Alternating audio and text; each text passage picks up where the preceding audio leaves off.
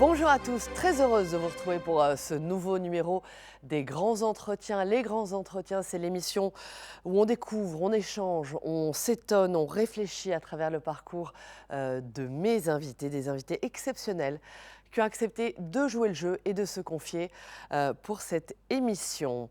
Il est réalisateur, scénariste, producteur, écrivain. Il a grandi entre plusieurs langues, plusieurs cultures, plusieurs mémoires. Depuis plus de 30 ans, il met en scène l'amour, les conflits, la violence du monde. Il a porté à l'écran des destins collectifs et des aventures intimes, des blessures de l'histoire et des récits de transmission. Il a fait du cinéma un lieu de mémoire, de résistance, parfois de réconciliation. Il est notamment le réalisateur de Paroles et musique, d'Harrison Flowers, d'O Jérusalem, de l'origine de la violence et bien sûr de la comédie musicale Les 10 Commandements.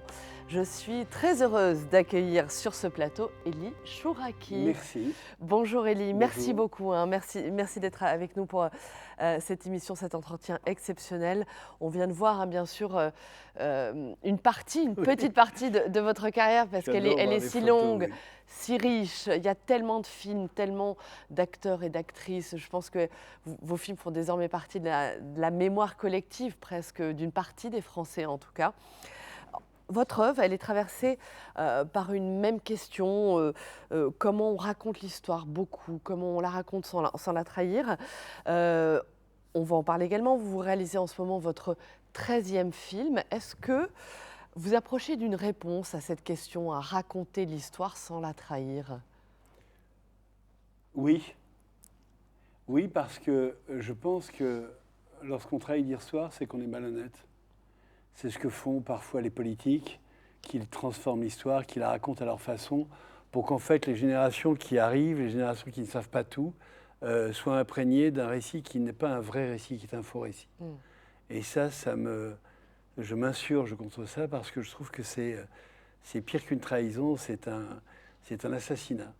Et c'est vrai qu'il y a des générations qui pensent que la France a été construite sur des valeurs qui ne sont pas en fait celles sur lesquelles elles ont été construites, sur lesquelles la France a été construite. C'est-à-dire C'est-à-dire qu'on leur raconte des choses qui n'ont pas été vraies, qui ne sont pas vraies. La France a une culture, la France a un parcours, la France est une terre millénaire qui est chrétienne, judéo-chrétienne ensuite, où maintenant les musulmans évidemment sont arrivés et qui peuvent être intégrés dans cette grande famille, mais c'est vrai aussi que sa base, sa construction, c'est la chrétienté. Sa culture. Alors on a le temps de discuter, on va voir en tout cas une partie de votre carrière, de vos grands films. Et je voudrais notamment qu'on revoie quelques images d'O Jérusalem, qui est un de vos grands films justement, et vous avez choisi la fiction pour raconter la naissance d'Israël à travers des destins croisés. Je voudrais justement qu'on regarde un extrait d'O Jérusalem.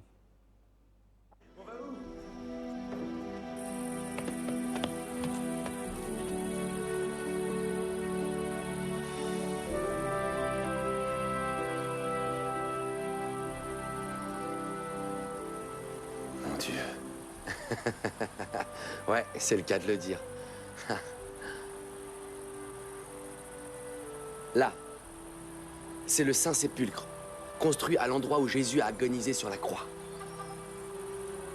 Ça, c'est le mont Moria, d'où Mahomet est monté au paradis. Là-bas, le mur des Lamentations, une partie du temple bâti par le roi Salomon. Si Dieu n'est pas ici, Bobby, il est nulle part. Tu sais ce que Jérusalem veut dire en hébreu? Yerushalayim, la ville de la paix. Si je t'oublie, ô Jérusalem, que ma main droite alors se dessèche. Si je perds ton souvenir, que ma langue s'attache alors à mon palais. Si je ne mets Jérusalem au plus haut de ma joie.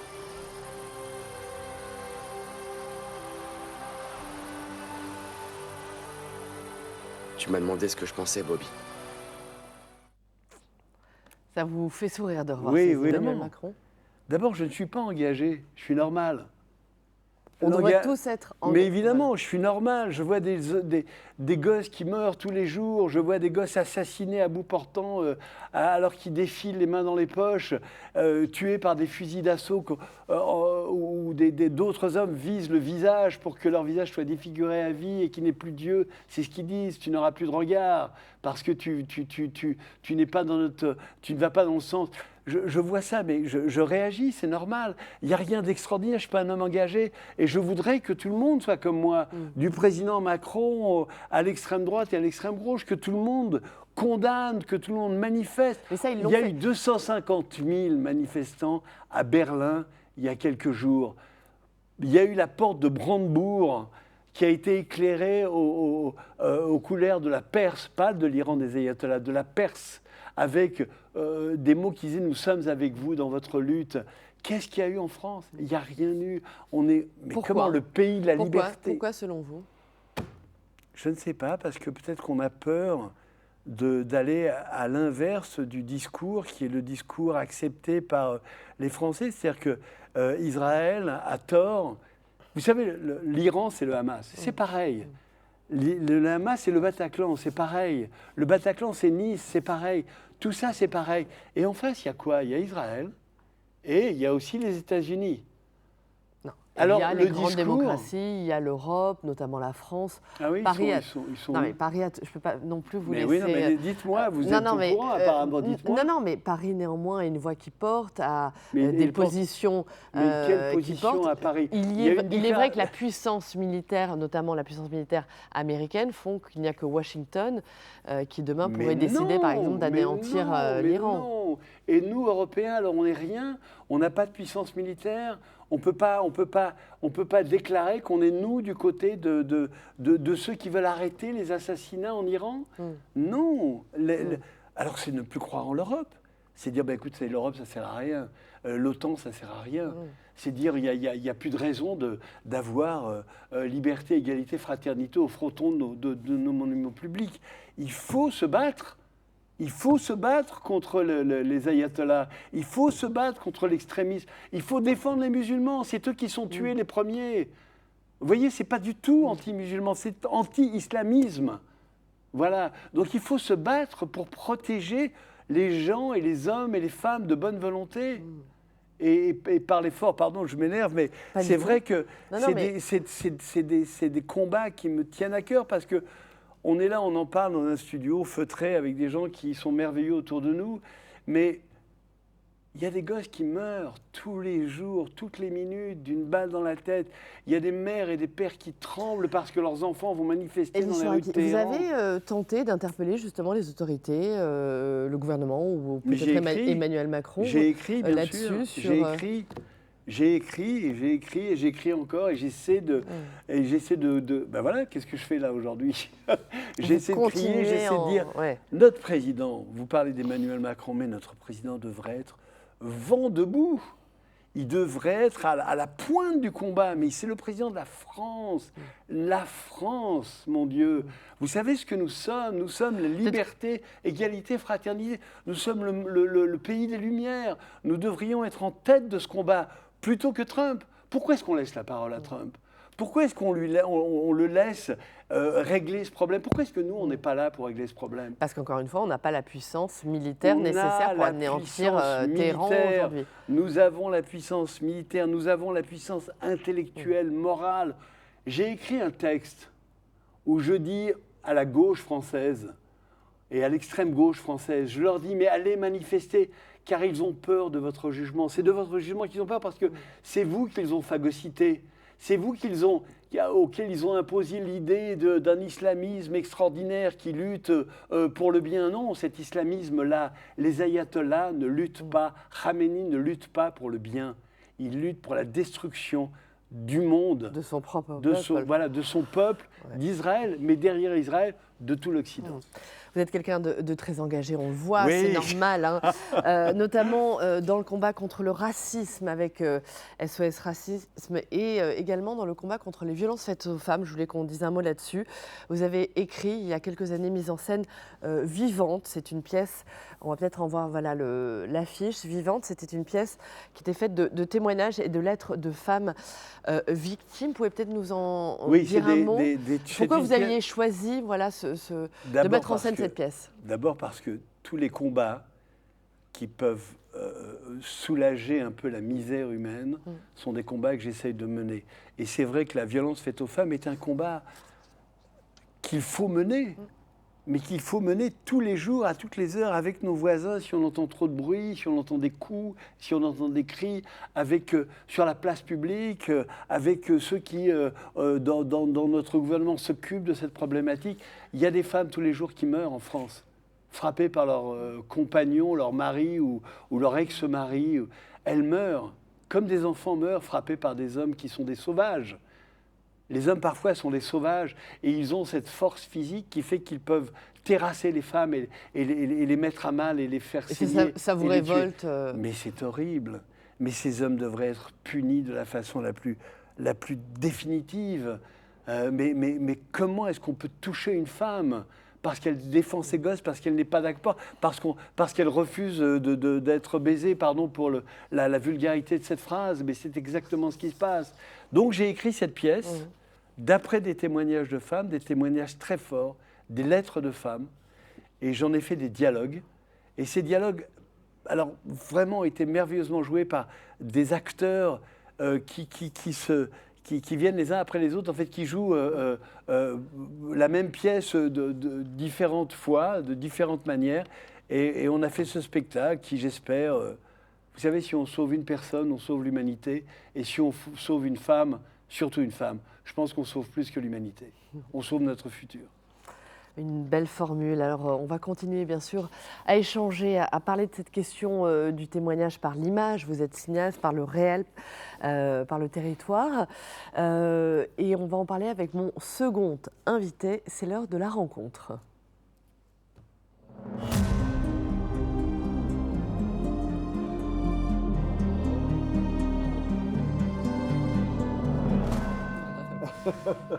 Voilà, la rencontre aujourd'hui entre Elie Chouraqui et Ange Basterga. Bonjour Ange Basterga, merci beaucoup d'être avec nous. Vous êtes acteur, vous êtes réalisateur. On va parler de votre cinéma, on va le voir, votre cinéma. C'est un cinéma qui est ancré dans le réel, dans les territoires, dans les voix qu'on entend peu. On va le voir, hein, vous travaillez notamment aux frontières parfois du documentaire, de la fiction. Vous venez, votre actualité, vous venez de finir la réalisation d'une série pour France Télévisions, La Terre et le Sang. C'est une saga familiale qui se déroule en Corse. On en voit quelques images, hein, je crois. Est-ce que vous pouvez nous en dire un peu plus sur La Terre et le Sang, qu'on pourra donc découvrir, voilà, quelques images du tournage. La Terre et le Sang qu'on pourra découvrir d'ici quelques mois, je pense, sur France Télévisions. Ouais, sur France Télévisions. Voilà, alors ça raconte quoi, La Terre et le Sang? En fait, c'est l'histoire de Anto. C'est un jeune Corse qui a fait la promesse à son grand frère de ne pas le venger car il meurt dans ses bras. Et il en fait un dogme de sa vie. Et donc il devient flic, il part sur le continent vivre à Paris pour se couper de cette spirale. Et finalement, un été, après des vacances avec son fils et sa femme, son père lui met un ultimatum, soit il reprend les terres viticoles familiales, ou soit il les vend. Sa femme qui a suivi son mari pendant plusieurs années dans sa quête et la promesse qu'il avait faite à son frère lui dit écoute, la vengeance a coulé sous les ponts, notre fils a 10 ans, pour nous, pour la famille, c'est une opportunité incroyable de reprendre ces terres viticoles et puis à un moment il faut rentrer et puis tout va très très bien se passer. Sauf que lors d'une partie de chasse familiale, Anto, notre héros, subit un guet-apens et il prend une balle dans la tête qui le plonge dans un coma végétatif de 10 ans. Donc on retombe dans la spirale de la violence. Donc il se réveille 10 ans plus tard, il apprend que son père a été assassiné. Son fils, il a 25 ans, il est devenu voyou. Et sa femme s'est recasée, forcément. Il y a eu 10 ans qui sont passés, il était comme pour mort. Mais il sait quand même de rester dans la promesse qu'il avait faite. Et sauf que son fils vient le voir, il lui dit « Écoute papa, si tu ne venges pas Missia, c'est grand-père en français, c'est moi qui vais le faire. » Donc en fait, pour empêcher son fils de rentrer dans cette spirale mortifère, va-t-il trahir ou pas la promesse qu'il avait faite à son frère? Donc c'est une histoire de mémoire, de transmission, de jeunesse, d'identité. Ça vous parle tous ces thèmes, hein, l'identité, la jeunesse et lui. Je ne connaissais pas l'histoire de ce cette film série, que vous avez fait, de cette série, mais c'est beau. C'est beau. Et notamment avec on a Stanley Weber que vous avez dirigé, dans L'origine de la violence. voilà, qui nous fait une superbe prestation. Et par rapport aux photos que vous avez montrées, j'ai eu le privilège, j'ai eu le privilège de tourner avec Tchéky Karyo. Et c'est le dernier projet audiovisuel de Tchéky Karyo, et c'est quelqu'un qui m'a bouleversé. Il m'a bouleversé professionnellement, amicalement. Ça a été une rencontre incroyable. Et sa disparition m'a foudroyé. Mais voilà, il est encore avec nous et il est génial. On pourra le revoir donc, vous allez dans le revoir, dans votre série. Il est merveilleux. Tchéky Karyo. Alors, dans votre travail, vous aimez innover. On va en parler, j'imagine, la présence des plateformes qui poussent aussi les cinéastes que vous êtes à innover, à trouver des nouvelles formes aussi d'expression. Je voudrais qu'on regarde ensemble un morceau de Caïd. Caïd, c'est votre premier moyen métrage que vous avez finalement transformé. Non, pardon, voilà, je coupe ça. C'était un long métrage, en fait, guérilla, que j'avais autoproduit. Un long métrage, parce qu'il fait qui a ensuite été transformé en série pour Netflix. Voilà. Et je voudrais justement, pour que les gens qui nous regardent aient une idée de votre travail, voilà, qu'on regarde ensemble la bande-annonce de Caïd. Tiens, c'est bon, il y a tout qui marche là. Et aujourd'hui, en fait, le label nous demande de lui faire un clip et de filmer son quotidien, en fait. Putain, c'est quoi cette merde? Fais sa caméra. Et arrête de stresser, c'est moi, Tony. C'est vrai? Ouais, c'est moi. C'est pas Spielberg? Spielberg.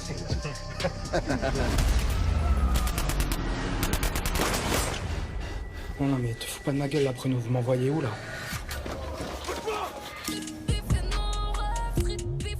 Tu pourras pas gérer le réseau et en même temps être star de rap. Je ne trouve plus le sommeil. Regardez de mes frères comme meilleurs. Tout s'achète sur mon œil.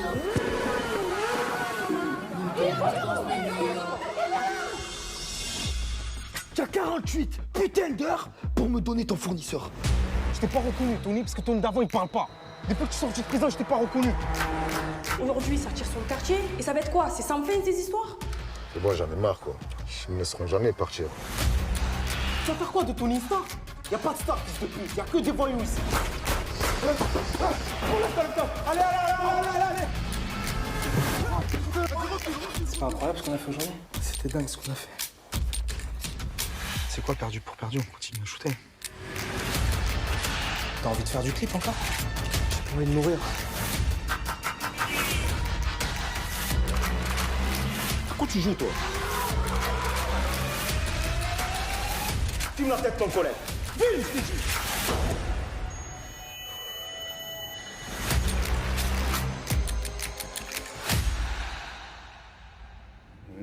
Voilà. C'est beaucoup d'émotions pour moi de revoir tout ça. Vous ne l'aviez pas revu depuis un moment? Si, en fait, on a fait une rétrospective au Festival de Cognac. Ouais. Donc, ouais, je l'ai revu en octobre. Mais c'est beaucoup d'émotions parce qu'en fait, c'était vraiment le coup de poker de ma vie. C'était soit ça marchait, soit je reprenais un job alimentaire, je pense. Non, mais racontez-nous, parce que, voilà, en effet, je l'expliquais, c'était plutôt un long métrage. C'était un long métrage, en fait. Finalement, Netflix vous dit, si vous voulez que ça existe, transformez-le nous en série. C'est ça. C'est pas évident quand on a une œuvre... Donc, ils nous ont donné un vrai but. Enfin, en fait, au début, donc Caïd, c'est un long métrage autoproduit qui a été tourné en 4 jours avec des acteurs qui, à l'époque, n'étaient pas professionnels. Et en fait, c'est toute cette bande-là que vous avez vue dans cette bande-annonce. Ils me prenaient un peu pour un fou parce que je leur disais, bon les gars, on va faire un film en 4 jours et vous allez voir, on va aller très très haut, très très loin. Mais à ce moment-là, quand on le fait, Enfin voilà, j'ai l'ambition, mais j'ai pas, j'ai aucun crédit, j'ai aucune cartouche. Et c'est vrai qu'on s'est battu et c'est beaucoup d'émotions parce qu'en plus, moi, je les ai vus grandir. Beaucoup maintenant sont devenus acteurs professionnels. Il y en a. Mohamed Boudou est devenu entrepreneur à succès. Enfin voilà, on a tous grandi ensemble. C'est une vraie partie de votre vie importante. Ouais, c'était génial. C'était génial. Justement, Caïd, il y a quelque chose de très réaliste. Votre cinéma, c'est quelque chose de très réaliste. Vous brouillez les frontières. C'est délibéré entre la fiction, le documentaire. En fait, j'avais pas le choix. C'est-à-dire qu'en fait, comme j'autoproduisais en fonds propres, j'ai pris le principe. Enfin, je me suis inspiré un peu du principe de réalisation de C'est arrivé près de chez vous, à l'époque avec Poulvord, ou du film Rec. Enfin, c'est des codes qui ont beaucoup été utilisés dans le film d'horreur, et le principe du found footage me permettait de diminuer les coûts au maximum. Le found footage. Le found footage, c'est en fait la caméra embarquée. D'accord, voilà. pour que ceux qui nous regardent comprennent bien. Et donc, du coup, le fait que ça soit un faux documentaire, un faux docu-fiction, donc ça brouillait les frontières du réel, et ça me permettait de le produire plus rapidement. C'est-à-dire qu'en fait, on va dire un film conventionnel à petit budget, c'est à peu près 20 jours de tournage. Et là, nous, c'était 4 jours. J'ai pu le faire en 4 jours. Mais la série que vous voyez sur Netflix, non. On avait un vrai budget que Netflix nous a octroyé. Et produit par Nour Sadar, que je remercie vraiment parce que c'est grâce à lui qu'on a réussi à transformer l'essai. C'est un producteur formidable. Et on a eu un vrai budget, une vraie équipe. C'était incroyable. Élie, la présence aujourd'hui colossale des plateformes, à la fois dans le financement, mais donc dans la création, bien sûr, ça transforme votre travail également. Alors vous, du fait de votre carrière, voilà, vous réussissez à vous en tenir un peu éloigné ou Non, mais moi, comment ça se passe? trouve les plateformes, c'est très bien les plateformes. Ce que je n'aime pas, c'est les algorithmes, c'est tout. Les algorithmes, vous savez, c'est ce qui définit votre goût par rapport au choix que vous faites. Et au bout d'un moment, on vous propose uniquement des choses qui vont... Alors que l'art, c'est exactement le contraire. C'est le contraire d'un algorithme. L'art, c'est justement la surprise. C'est que vous pensez que votre goût est là, alors que soudain, quelque chose arrive de là-bas, et que vous dites, mais ça aussi, c'est extraordinaire. Et il vous entraîne là-bas. Et c'est cette curiosité-là qui est intéressante. Vous avez refusé ou vous refusez jusqu'à présent de travailler dans ce genre sur ce genre de format? Non, Faire une série, ça vous intéresserait? Pas du tout, j'adorerais faire une série. Bien sûr, je trouve que c'est formidable. D'ailleurs, moi, j'ai vu Caïd. Et je trouve que le travail qui a été fait est extraordinaire. Parce qu'Ange a fait quelque chose qui est, comment dire, avec une façon de filmer, une énergie qui est assez folle. Alors moi, juste la seule chose, le danger de ce genre de série, mais vous le savez, Ange, c'est de savoir est-ce qu'on doit s'identifier au Caïd ou est-ce qu'en fait ces séries-là sont faites pour... montrer un monde dans lequel il ne faut surtout pas aller, parce que c'est le monde de la douleur et de la tristesse. C'est ça, exactement. En fait, ce qui est important, c'est quand on crée une œuvre, c'est qu'est-ce qu'on veut raconter. Et là, pour moi, l'arc principal, c'est de montrer, comment dire, le quotidien d'un caïd et qui veut tout faire pour sortir de sa noirceur. Et c'est ça qui est pour moi le plus important. Et si demain je vois un petit jeune qui me dit je veux être comme ces personnages-là, j'aurais raté ma cible. Moi, le but, c'est qu'on puisse, comme vous parliez tout à l'heure, si on peut sauver une personne ou une femme, si on peut sauver, si voilà, une série comme Caïd peut sauver un jeune de cet univers-là, j'aurais gagné. Voilà. Mais est-ce que c'est pas un risque de romanticiser pas du tout. Ce genre de parcours aussi. Non, vous trouvez que... Non, parce que lui, tel qu'il le fait, ce que j'ai vu, pardon, mais tel qu'il l'a fait dans Caïd, c'est pas du tout romantique. Hein, il fait le portrait de salaud, quoi. Il fait, et non seulement de salaud, mais d'imbécile. Qui en fait, mais je pense sincèrement, qui sont tellement bêtes, qui pensent qu'il n'y a plus qu'une façon de gagner sa vie, c'est de vendre de la drogue. Donc c'est assez lamentable comme parcours, alors que le spectre des activités d'un être humain, il est quand même très vaste. Donc c'est plus un cri d'alarme, c'est ça, de montrer cette jeunesse désenchantée En fait, Oui, c'est pour qu'elles c'est servent. le- Vos images, votre travail, c'est pour que ça serve de repoussoir, j'allais dire. Oui, oui, exactement. C'était montrer les dilemmes shakespeariens de notre personnage principal qui veut raccrocher. Et malheureusement, quand on rentre dans ce monde-là, c'est très dur d'en sortir et on n'y arrive pratiquement pas. Que ce soit dans les quartiers, que ce soit en Corse, que ce soit dans n'importe quel pays du monde. À partir du moment où on rentre dans le côté Dans dark, ce chemin-là. Ouais. dans ce chemin-là, bah, malheureusement, il y a rarement des gens qui s'en sortent. La Corse, vous êtes d'origine corse. Vous nous l'avez dit, de finir là une série pour France Télévisions, justement qui se déroule en Corse. C'était important. Comment on filme justement les territoires, la mémoire, l'identité corse? Ça, c'est important pour vous, cette identité, de la filmer? Comment on a filmé ça? Ouais, c'était super important pour moi parce que, en fait, je voulais à travers cette série montrer des paysages montrer bien sûr la beauté de la Corse, mais aussi la Corse des terres, la Corse rurale. Et en fait, nous, les Corses, à la base, on est des bergers. On n'est pas, on n'est pas des citadins. Donc, c'était une façon de montrer et aussi raconter une histoire différente. C'est-à-dire qu'on va dire, si je dois pitcher ma série en 3 mots, c'est l'histoire d'un Corse qui ne veut pas se venger. En fait, je voulais casser les clichés et raconter qu'autre chose est possible par rapport à ce que tu disais, Élie.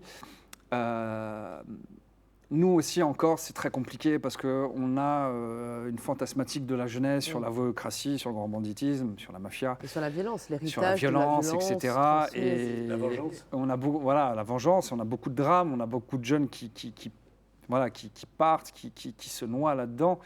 Et à l'instar du rôle interprété par Thierry Neuvik, je voulais que la jeunesse, par rapport à ma série, puisse s'identifier à un héros positif qui fasse des choses différentes sur pourquoi la pression populaire ne l'atteindra pas, quoi. Et que si demain il y a un petit jeune que je croise et qui me dit ah bah, franchement ça m'a aidé, je me suis dit tiens, j'aimerais bien être ce héros positif, ben, j'aurais gagné. Voilà. Vous aussi, c'est plutôt des héros positifs, ça vous parle, ça Oui, il n'y a pas de héros négatif pour moi, ça n'existe pas. Un héros est par définition positif. C'est quelqu'un auquel on doit s'identifier et qui doit nous emmener quelque part où on a envie d'aller, ou alors au moins on espère un jour pouvoir aller. Donc c'est vrai. Mais ce que dit Ange, c'est vrai, c'est que... alors, la Corse, oui, mais il y a beaucoup de sociétés, et je pense au monde du terrorisme et de l'islamisme, pardon de revenir à mes... mais c'est vrai que on a pris des jeunes, on les a... Vous savez, je vais vous raconter une anecdote.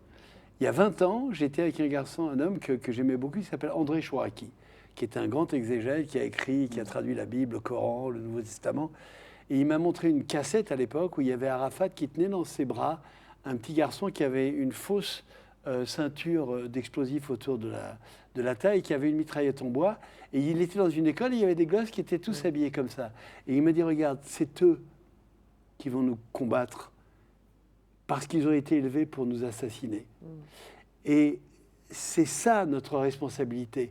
C'est pas évidemment, c'est de lutter contre ceux qui sont devenus ce qu'ils sont devenus, mais c'est aussi d'aller aux racines du mal avec notre éducation. Regardez comme les islamistes s'attaquent tout de suite à nos universités, à nos écoles, à tout ce qui peut être notre éducation et notre culture, comme ils veulent détruire notre culture pour pouvoir imposer la leur et imposer cette folie. Justement, face à la multiplication des conflits, des fractures, le cinéma, il a encore un pouvoir d'alerte. Vous y croyez vraiment à Mais ça? bien sûr. Ouais. Ce que fait Ange, par exemple, quand il montre des fous furieux en banlieue, en Corse, c'est la Corse ou c'est pas? Non, c'est la banlieue. Alors Kate, c'était pas... Kate, c'était la région marseillaise. Alors c'est la région marseillaise qui montre vrai. Ce qui fait, c'est quand même, c'est un acte civique. C'est-à-dire qu'il dit, regardez ça. Moi, ce qui me fait peur toujours, c'est que si mes gosses voient ça, et c'est les derniers qui ont 17 ans, c'est que tout d'un coup, ils disent « Ah, c'est génial, ouais, t'as vu ?» C'est pas ça qu'il faut. Il faut bien leur expliquer que c'est le contraire de ça. Bah, c'est ce qu'il vient de dire. C'est le contraire de ça qu'ils doivent comprendre. Moi, je suis d'accord, le cinéma, c'est... Moi, je fais pas de politique parce que c'est personnel et enfin voilà, ça me regarde. Mais je fais de la politique quand je fais Caïd. Je fais de la politique quand je fais La Terre et le sang. Parce que là, je suis à l'aise et je raconte ce que j'ai envie de raconter et je transmets mes messages par l'image. Donc le cinéma, je pense que ça sera un des derniers arts qui sera toujours Enfin, il y a toujours. On peut toujours donner des messages En subliminaux. quoi il est politique, votre cinéma, alors? Parce que, en fait, quand vous voyez Caïd, ça raconte l'envers du décor. Donc, plutôt que de dire aux petits jeunes, non, il ne faut pas faire ça, il ne faut pas faire ci, il ne faut pas faire mi, eh ben, on leur montre par A plus B que la vie, c'est ça. Si tu vas dans ce chemin, c'est ça. Avec La Terre et le sang, on montre les dangers de la vendetta. Donc voilà, c'est pour ça que je dis en soi, c'est comme ça que moi je fais de la politique, c'est-à-dire que c'est des messages subliminaux. Mais moi aussi. Voilà. Moi je fais pareil que toi, c'est-à-dire que c'est vrai que parfois j'écris des papiers, je fais des déclarations parce que ça va plus vite, c'est ce que je disais tout à l'heure. Mais c'est vrai que le cinéma, par définition, est politique. C'est-à-dire que quand je fais Harrison Flowers, ou quand je fais Au Jérusalem, ou quand je fais L'origine de la violence, ou Les héros du Louvre, qui est mon prochain film, on va en parler. Oui. Les héros du livre, c'est vrai que c'est des films qui sont politiques, même s'ils racontent une histoire qui est après tout une histoire humaine. Vous sentez, quand vous regardez le monde aujourd'hui, un recul justement de la mémoire, de la transmission de ces notions-là les jeunes retiennent moins tout cela ou pas? Est-ce qu'il y a un recul de la mémoire ou pas aujourd'hui? Il y a une gourmandise de la vie. Je veux dire, on vit dans l'instantanéité voilà, aujourd'hui. C'est ce que je dis, c'est de la gourmandise de la vie parce que c'est comme si on avait peur de la perdre. Et c'est vrai que les gosses dont parle Ange sont ceux-là. C'est-à-dire qu'ils se disent, il faut gagner tout de suite, maintenant, il faut vivre, avoir une Porsche, pouvoir sortir, faire la fête. On leur montre, en fait, on leur donne des exemples qui sont monstrueux. Regardez l'affaire Einstein, là. Epstein, cette espèce d'enfoiré qui a massacré des milliers de filles, qui a essayé de corrompre des milliers de politiques. Voilà, si on leur fait bien... Moi, je suis ravi que ces affaires-là sortent. Parce qu'au moins, les gosses se disent, mais il ne faut pas toucher à ça, parce que si on touche à ça, mais vous voyez, on va finir dans une prison suicidée. Voilà. C'est ce que montre Vous regardez aussi dans ces l'actualité, ça séries. vous intéresse, ces notions-là? Non, mais c'est ça marrant. vous inspire? C'est marrant parce que mes fils, qui ont 13 et 14 ans, m'en parlaient hier, m'ont demandé c'est quoi l'affaire Epstein, etc. Et donc, oui, non, c'est important que ces affaires-là éclatent parce que ça éduque et ça donne un devoir de mémoire pour nos futurs. Et il faut que les punitions soient exemplaires pour que nos enfants comprennent, encore une fois, que le mal est le mal et que le bien est le bien. Il faut arrêter de laisser du flou entre ces deux mots qui sont tellement importants et tellement différents. Je voulais qu'on termine cette émission en parlant de vos projets respectifs, notamment vous, Élie, vous terminez le montage de votre 13e film, Les héros du Louvre, avec Cadmerade, Marie Gillin, Sacha Chouraki. César Chouraki, qu'on pourra découvrir dans quelques mois. C'est une histoire forte, une histoire personnelle qui est mêlée, là encore, à la grande histoire. Hein. C'est du Chouraki. Oui, c'est 1940. Les Allemands montent sur Paris. Jacques Jaujard, c'est une histoire vraie. Hein. Jacques Jaujard, qui est directeur du musée du Louvre, doit exfiltrer des œuvres. Il en reste 300 essentielles, mais il n'a plus de camions, il n'a plus de chauffeurs, il n'a plus rien. Donc il va chercher des camions, il en trouve, il cherche des chauffeurs. Il y a un gardien de nuit qui est là. Et il va demander à ce gardien de nuit de partir avec 70 œuvres majeures. On parle de Raphaël, de Léonard de Vinci, on parle d'œuvres majeures. Et puis de les protéger pendant la guerre et à la fin de revenir si possible. Il lui dit, oui, je sais bien que c'est absurde comme idée, mais j'ai pas d'autre solution. Et cet homme va accepter. Et évidemment, ce qui pour moi est fort dans ce film, c'est que cet homme, c'était mon grand-père. Et qu'il est parti avec ma grand-mère, avec mes oncles et mes tantes, qui étaient des jeunes gens, des enfants. Et qu'il a protégé ses œuvres et sa famille pendant toute la guerre. Et c'est toute cette histoire que je raconte, qui est quand même assez ahurissante et que j'ai attendu pour raconter parce que justement, je voulais être à la hauteur de l'histoire. C'est la question que j'allais vous poser. Pourquoi avoir attendu votre 13e film? Je voulais être certain de maîtriser mon art. Vous savez, quand on touche à des choses qui sont aussi proches de soi, on veut être certain de donner à ceux qui vont voir le meilleur. Donc je ne voulais pas que ce soit dans mes premiers films, je voulais vraiment... C'est une œuvre de maturité, comme on dit. Une œuvre de maturité. Ange Basterga, vos prochains projets. Alors, on va découvrir votre travail, bien sûr, dans quelques temps sur France Télévisions, La Terre et le Sang.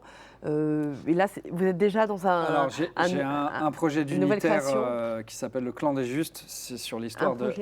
Qui s'appelle Le Clan des Justes. C'est sur l'histoire de la résistance corse pendant la Seconde Guerre mondiale. Bravo.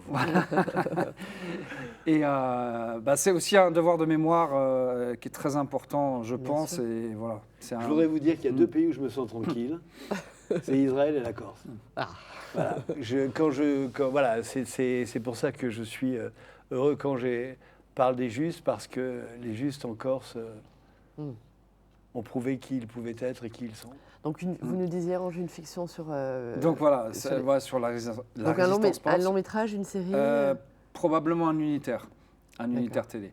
Et j'ai un projet de long métrage. Un unitaire télé, encore une fois, il faut toujours penser à ceux qui ne sont pas un téléfilm, en fait. Un téléfilm. Voilà, d'accord. Un téléfilm ou après un long métrage, on verra. Après, peu importe l'essentiel, c'est de raconter cette histoire. Et j'ai un autre projet de long métrage qui s'appelle Sanguinaire, qui est un peu un mix entre Training Day et L'Impasse, voilà, qui sont un peu mes deux films de chevet. Ça se passe sur Ajaccio et c'est sur l'histoire d'un voyou qui veut sortir de sa condition. D'accord. Et ça se passe sur une unité de temps d'une journée. Ça, les voyous qui veulent sortir de leur condition. Ouais, ça fait partie de moi. C'est le combat, parce que vous-même... Moi, perso, j'ai voulu faire ce métier quand j'ai vu Les Affranchis. Ah oui. À 14 ans, j'ai vu Les Affranchis, je me suis dit, il faut absolument que je fasse ce métier-là. Ouais. Voilà. Il y a encore des raisons d'espérer aujourd'hui. Oui, tout de même, bien sûr, il y a Ange. Ouais. Il y a Ange, il y a nos enfants. Non, mais le dialogue est intéressant avec un jeune cinéaste. Bien sûr qu'il y a des raisons d'espérer, mais tous les jours, il y a des gens. Mais il y a des gens extraordinaires. Mais les cons sont une minorité, il faut dire les choses. Mais ils nous pourrissent la vie. Mais la majorité sont des gens merveilleux. Mais partout, dans tous les mondes, dans toutes les religions, ils sont la majorité merveilleux. Et il y a ces extrémismes qui nous pourrissent la vie, ces salauds qui nous pourrissent la vie. Ce ne sont pas que des extrémistes, je pense notamment à la Russie, actuellement la guerre en Ukraine. Enfin, c'est l'actualité internationale. Vous ne pensez pas que Poutine est un extrémiste? Absolument, mais ce que je veux dire, c'est que l'actualité internationale, elle est assez effroyable. Moi, je ne pense pas que tous les Russes veulent la guerre. Je pense que les Russes, ils sont comme tout le monde, ils veulent rentrer, ils veulent que les gosses soient tranquilles quand ils vont à l'école, ils veulent travailler, avoir des week-ends où ils peuvent rire avec leurs enfants, avec leur famille, avec leurs amis. Je ne pense pas que les Russes soient des salauds. Je pense que Poutine est un salaud.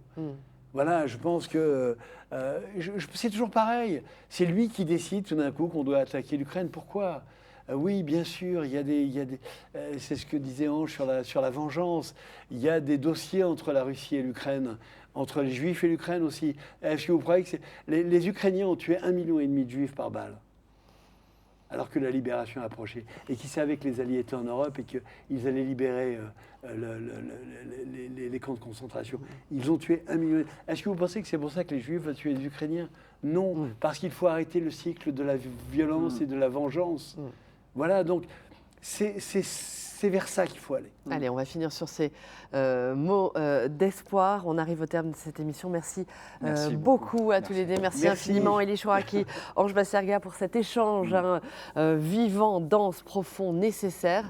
Merci d'avoir rappelé combien filmer, écrire, créer, c'est aussi témoigner, c'est transmettre le monde. Merci à vous de nous avoir suivis et à très bientôt pour un nouveau numéro des Grands Entretiens.